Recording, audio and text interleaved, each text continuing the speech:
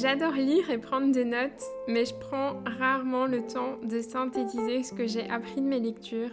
Du coup, j'ai eu envie de créer un format qui me permet de garder une trace de ce que j'ai retenu et de te le partager en une page dessinée.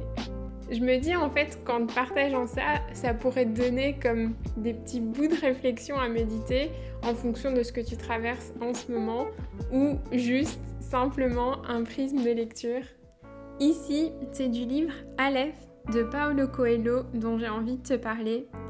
C'est un roman autobiographique dans lequel l'auteur raconte son voyage spirituel à bord du Transsibérien.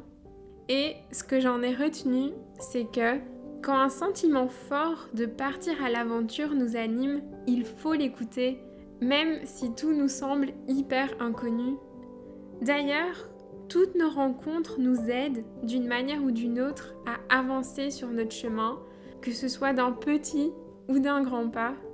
Mais toutes les rencontres qu'on fait ne sont pas forcément destinées à rester infiniment dans notre vie. La vie, c'est en fait un peu comme une succession infinie de chapitres qu'on clôture ou qu'on entame. Et le fait de laisser partir quelqu'un ou quelque chose, c'est accepter de laisser évoluer les âmes. D'ailleurs, ça peut peut-être paraître un peu bizarre à dire, mais quoi qu'il arrive, on ne perd jamais vraiment nos êtres chers. Ils ne disparaissent pas, ils sont toujours là, ils nous accompagnent. C'est comme si on était dans le même train, mais juste dans des wagons différents.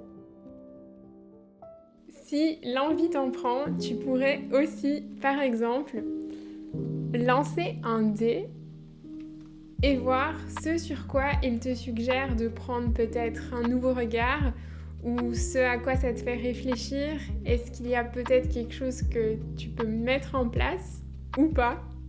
Si tu n'as pas de dé, mais que tu veux quand même tenter l'expérience, choisis-en un parmi les couleurs blanc, bleu et jaune qui s'affichent à l'écran et regarde ce qu'il te suggère.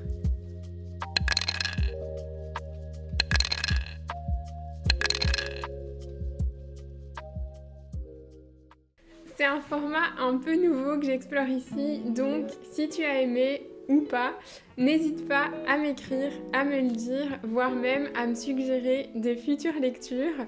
Sinon, on se retrouve dimanche prochain pour une nouvelle vidéo. Je te fais de gros bisous d'ici là et je te souhaite une super semaine créative.